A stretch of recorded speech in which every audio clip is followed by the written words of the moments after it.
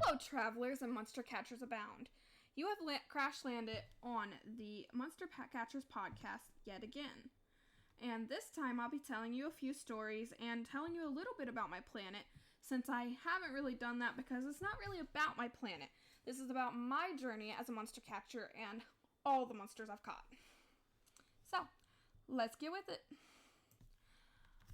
Okay, guys, so we're going to be talking about my planet Nibiru's months. They are named after celestial phenomena, elements, and unique aspects of my planet. Here are 12 months fitting its mystical and unique atmosphere. Lunithra, Bloomvale, Aurvane, Solarith, Blazewind, Pyroshade, Duskworn, Umberfall, Noctivine, Frostvale, Glyphs, and Eclipsera. And now we will go through what these mean, because there is a reason behind the names for our months. Okay, so let's talk about the first one, Lunithra. Lunithra is named after the largest and most luminous moon of Nibiru. It represents new beginnings and light in the darkness, and that is the one that is the beginning of spring for us. And the next one we're going to talk about is Bloomvale. It represents a season of glowing blooms and verdant growth. And that is not a really explainable thing, but I do hope you guys enjoy. And the next one on this list is Aurvane. It symbolizes the golden rains of the season, where sunlight reflects beautifully on falling water. And that is where late spring comes in, because this is late spring. Aurvane, it's late spring for us. And the next one we're going to talk about is Solarith. It's a really hard one to say, and it's spelled S-O-L-A-R-A-I-T-H. We say it like Solarith. And it's named after Nibiru's fiery sun, celebrating the arrival of summer's intense warmth. So, it's a beautiful time. The next one we're going to talk about is Blazewind, and it represents the scorching winds of summer that sweep across the planet. Not much to say about that one, other than it's really hot and temperatures can reach up to 4,000 degrees, but our bodies are made to withstand it. Pyroshade is the next one I want to talk about, and it marks the shift into late summer when the heat begins to wane and shadows grow longer. And now we're going to talk about Duskworn.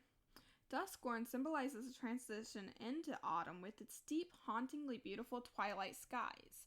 And let me tell you, the skies are beautiful in Duskworn because they are purple and green and orange, and there's just these beautiful colors that almost look like a kaleidoscope of color. And the next one we're going to talk about is Umberfall. It celebrates the shadowy beauty of autumn as leaves fall and nights lengthen. So we're to number 9, which is Noctivine. It represents the creeping vines and the deepening darkness of late autumn. Frostvale is the next one, and Frostvale marks the arrival of winter when frost cloaks the land like a shimmering veil. Glyphs represents the coldest month, where icy winds carve through the frozen landscape. And let me tell you, it's not a time you want to be outside.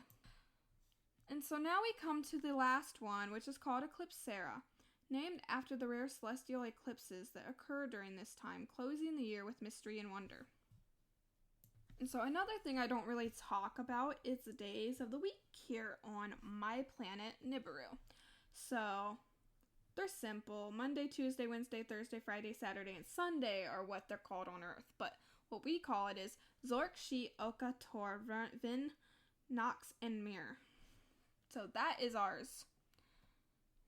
Okay, so now what I want to talk about is a few different holidays that we celebrate here on my planet Nibiru. And this one is called Glyph Light Eve. It's celebrated on the 31st day of Umberfall, which is autumn here on Nibiru. It's a festive and spooky holiday where children dress up as their favorite glyphs and go door to door shouting Grak or Hesep, Nibiru's version of trick or treat, asking for a special candy known only to Nibiru as glow drops. So, Children create elaborate costumes based on their favorite glyphs, often using glowing materials, feathers, leaves, or shadowy fabric to emulate the unique traits of Nibiru's creatures. Popular glyph costumes might include glowing scarabs, shadow wolves, or flame-winged birds. Glow drops are luminous candies made from the nectar of the rare moon bloom flower, found only on Nibiru.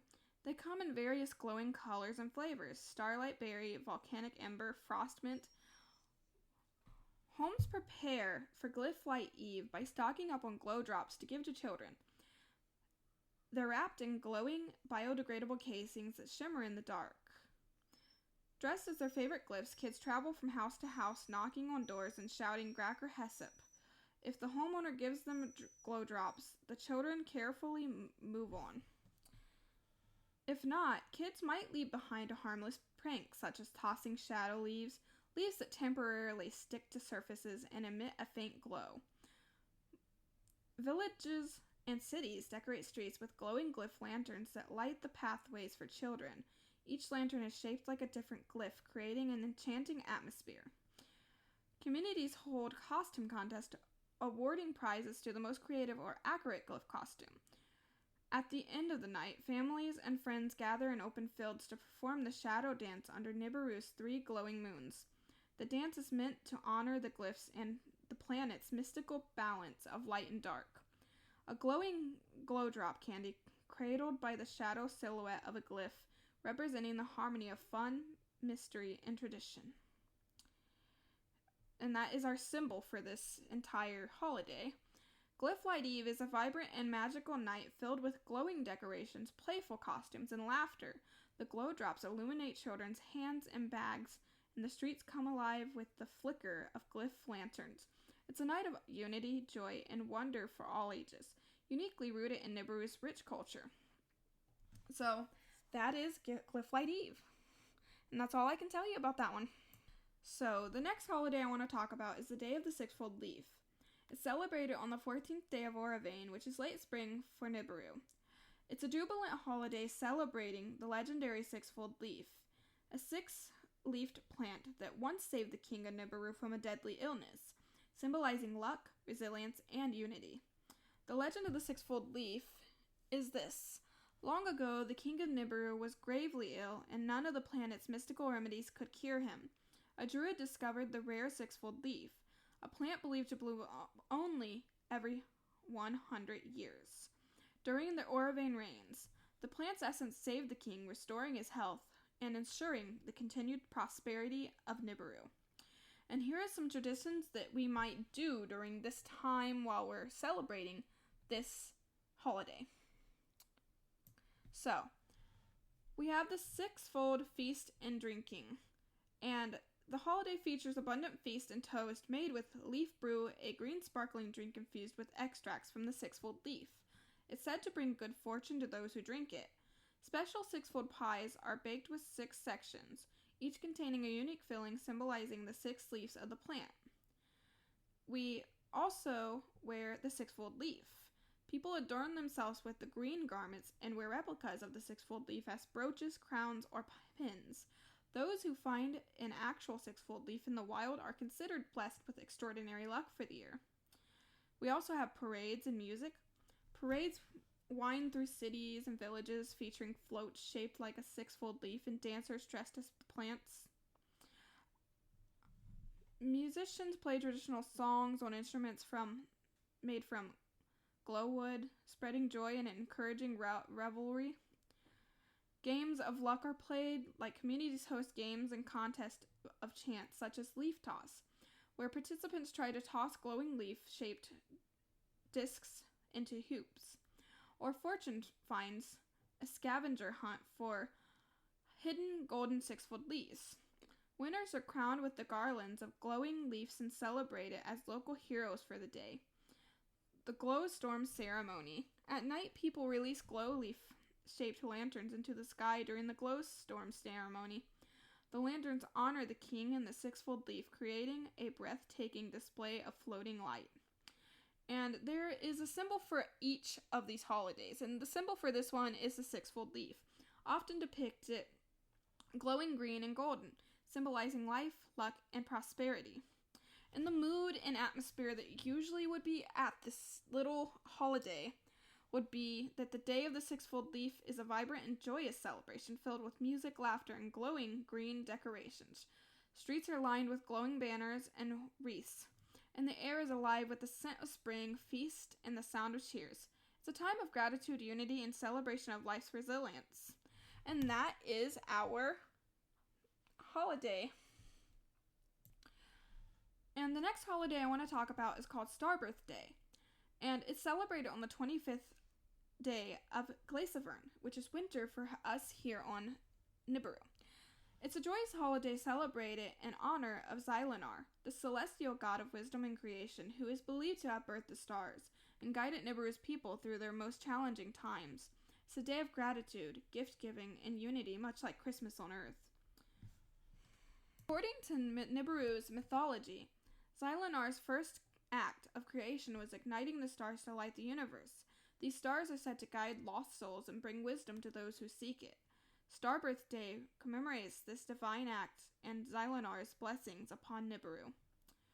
And some traditions that we might have is like Gift of the Stars, and that is where families exchange gifts wrapped in glowing fabric called lumen weave, and it symbolizes the light of Zilinar's stars.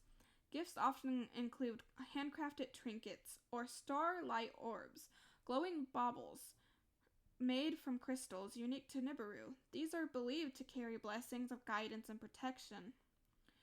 Decorating the Star Spire. So this is another one that we do. It's kind of like your guys' version of decorating the Christmas tree, but it's more like decorating a spire.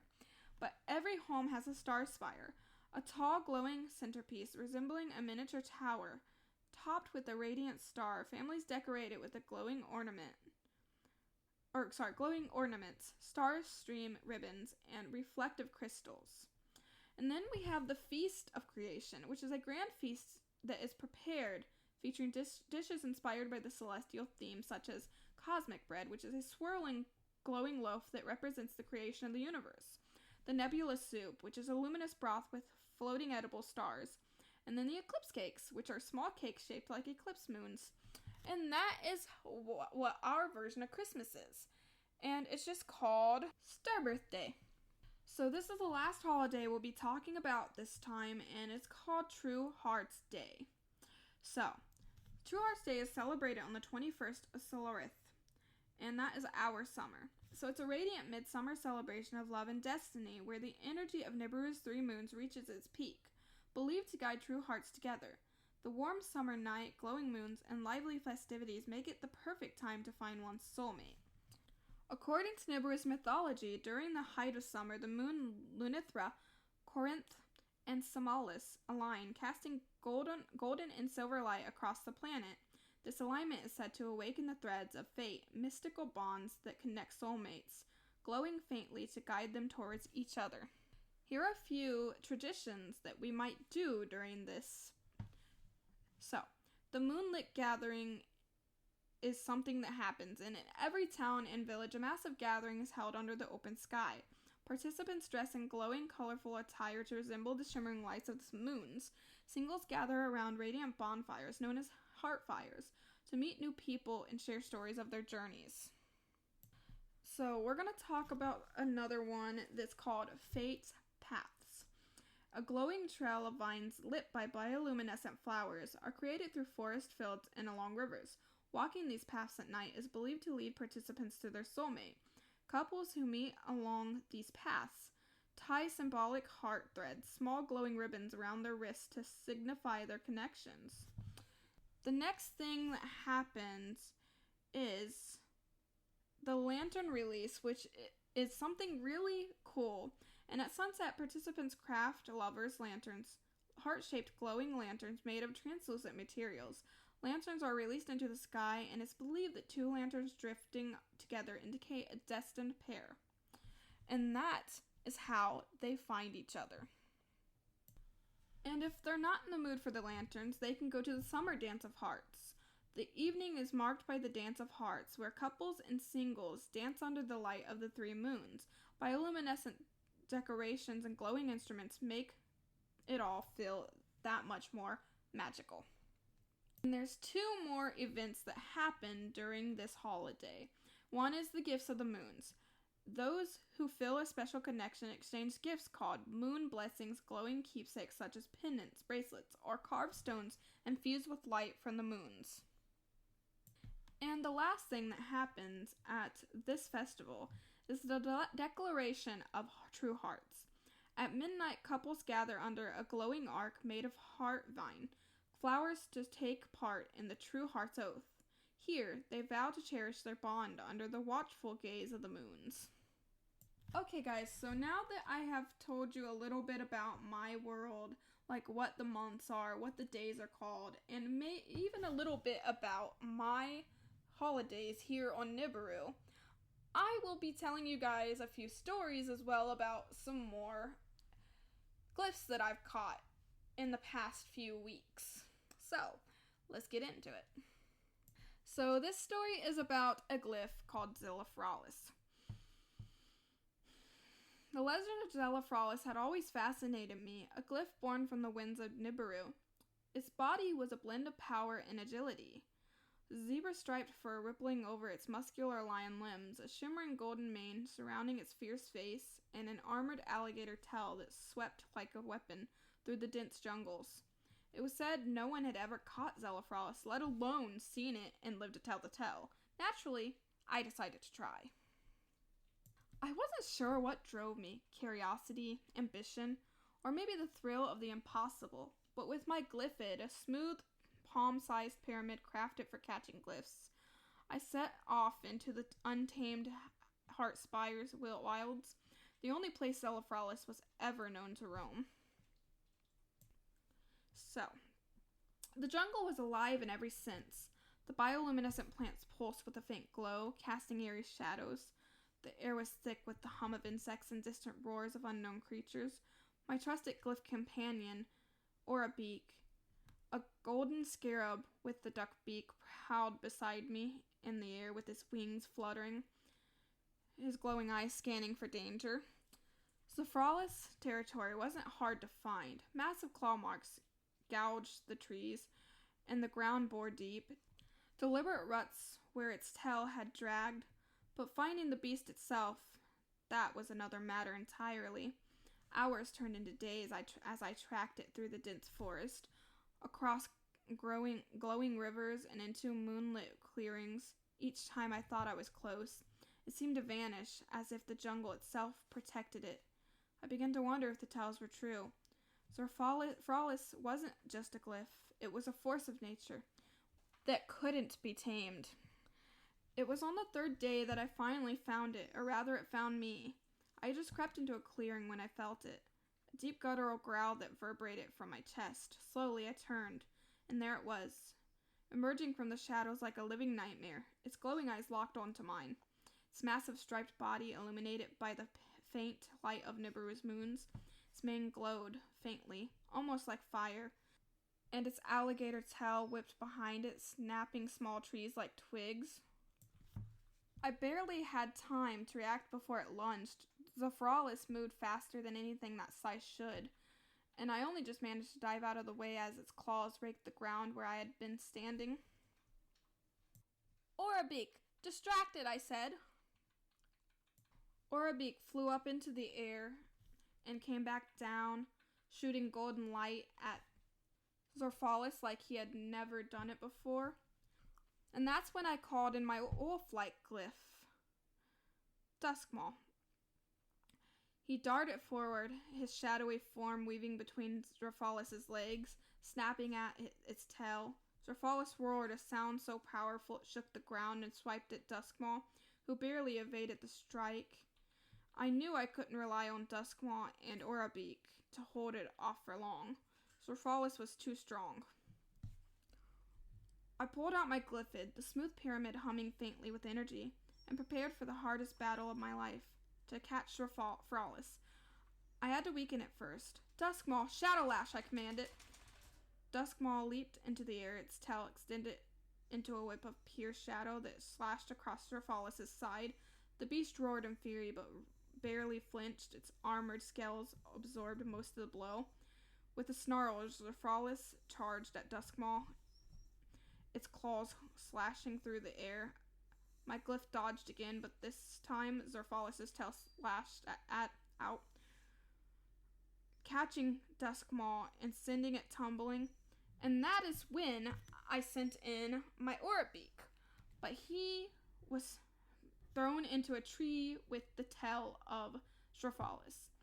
Hang in there, I yelled, throwing a glowing orb from my satchel. It exploded into a burst of light, briefly stunning Zelifralis and giving Duskmaw time to recover. But I wasn't so sure about my Orabeak. He had been hurt pretty bad. But Zelifralis was relentless. It roared again, this time releasing a shockwave that knocked me off my feet. My glyph had rolled out of my grasp, and for a terrifying moment I thought it was over. But Duskmaw was back on his feet, growling fiercely as it leapt onto Zelifralis' back, clawing it at its mane. Good work, Duskmaw, I called, scrambling to retrieve my glyphit and putting my Orabeak back into his glyphid. And then I grabbed the other glyphit, placed it down, pressed the button on top, and waited for it to open. I knew I had only one chance as Zelifralis shook Duskmaw off and prepared to charge. I aimed my glyphid, its energy pulsing in my hand. Hold still, you magnificent beast, I muttered, pressing the glyphid's activation rune. A beam of light shot out, enveloping Zelifralis in a glowing net. The beast roared and thrashed, its claws tearing at the ground, its tail snapping wildly. For a moment, I thought the glyphid would hold, but I channeled every ounce of energy I had into it, focusing on the bond I was trying to create. You're not just a beast, I whispered. You're a legend. A legend deserves to be remembered. Zelifralis stopped struggling. The light from the glyphit brightened, and with one final roar, the striped beast was pulled inside. The glyphit clicked shut, its surface glowing faintly, and I let out a breath I hadn't realized I was holding. I collapsed onto the ground, exhaustion washing over me. Duskmaw limped over and lay beside me, panting but triumphant. And my Orabeak, he was okay. I got him to a glyph hospital, and he was okay. But anyways, I held the glowing glyphid in my hands, marveling at the sheer power it contained. You're mine now, Zelifralis, I said softly, but don't worry, you'll always be free, in a way. Together we'll become legends. When I returned to the village, carrying the glyphid that held Zelifralis, the people couldn't believe their eyes. I had done the impossible, capturing the most elusive glyph on Nibiru. But for me, it wasn't about the fame or the glory. It was about the bond I had forged with a creature that embodied the wild, untamed spirit of my planet. And from that day forward, Zelifralis fought by my side, not as a prisoner, but as a partner. So the next story I'm going to tell you guys is about the pandkin glyph. It was a crisp, eerie evening on Nibiru, and the golden hues of the twin suns were melting into the inky blue of the sky. I had wandered into the Shadowvale forest, a place known for its strange atmosphere and mysterious occurrences. The trees were tall and gnarled, their skeletal branches reaching out like fingers in the dim twilight. I was hunting for a particular glyph, a creature spoken of in whispers by the locals, the pandkin. The pandkin was said to form when a lost soul roams aimlessly, its sadness and confusion manifesting into a physical form. Its body was a patchwork of a panda's rotund frame and the glowing orange head of a jack-o'-lantern. Its glowing eyes were filled with a strange mixture of sorrow and mischief, and it was said to haunt the forest, tricking wanderers deep into its maze of shadows. I carried my glyph in my hand, snug. It had taken me weeks to gather enough clues to track the pandkin, and tonight the eerie whispers of the wind told me it was close. I heard it before I saw it, a soft, haunting chuckle that sent shivers down my spine. Turning slowly, I spotted the faint glow of an orange light bobbing between the trees. My heart raced as I moved closer, careful not to make any sudden sounds. The pankin emerged from the shadows, its form both enchanting and unsettling. Its panda-like body was covered in patchy black and white fur, and its stubby arms ended in sharp, vine-like claws. Its jack-o'-lantern head flickered faintly, and a carved grin twisted into a curious expression as it noticed me. I knew the pankin was tricky. Legend spoke of how it could manipulate the shadows, confusing its prey until they were hopelessly lost. I had to act fast before it decided to toy with me. The pankin let out a low, echoing laugh and suddenly vanished into the shadows. The forest seemed to come alive, the trees twisting and shadows deepening. I couldn't let it get the upper hand. Gripping the glyph pyramid tightly, I called out my trusted glyph companion, Strawboss, a towering scarecrow cow with vine-like limbs. Strawboss stood protectively in front of me, its glowing eyes scanning the shifting shadows. Strawboss, use Hey NATO, I shouted. Strawboss swung its arms in a wide arc, summoning a vortex of hay and vines. The spinning storm tore through the shadows, disrupting the pankin's tricks. The glowing jack-o'-lantern head reappeared, its grin faltering as it realized its cover was blown. The pankin retaliated with a move of its own. It opened its pumpkin mouth wide, releasing a flurry of glowing orange seeds that exploded on impact. Strawboss took the brunt of the attack, its sturdy frame shaking but holding strong. Now vine lash, I commanded. Strawboss sent out thick glowing vines that wrapped around the pankin, pinning it in place. The creature struggled, its jack-o'-lantern face flickering wildly. It let out another laugh, but this time it sounded more desperate. I seized the opportunity and tossed the glyph pyramid in the air. The device opened up in 3 directions, glowing with an ethereal light as it locked onto the pankin. A beam of light shot out, enveloping the glyph and pulling it into the pyramid. The device snapped shut and fell to the ground, shaking briefly before going still. I picked it up, feeling a mixture of exhilaration and relief. The glyph pyramid glowed faintly, signaling that the pankin was safely inside. Its mischievous energy now felt oddly calm, as if it had found some peace in being captured. As I left the forest, the shadows seemed less menacing and the air felt lighter. The pankin's story of loneliness and wandering resonated with me. I decided to keep it as a companion, knowing it deserved a home and someone to guide it. In a way, catching the pankin felt less like a victory and more like a chance to give a lost soul a second chance. Back at my pyramid home, I released the pankin into a special sanctuary I had created for my glyphs. It sat quietly under a tree, its pumpkin head glowing softly as it watched me with those curious, sorrowful eyes. I smiled. The pankin wasn't just another glyph to me. It was a reminder that even the lost can find their way with a little help.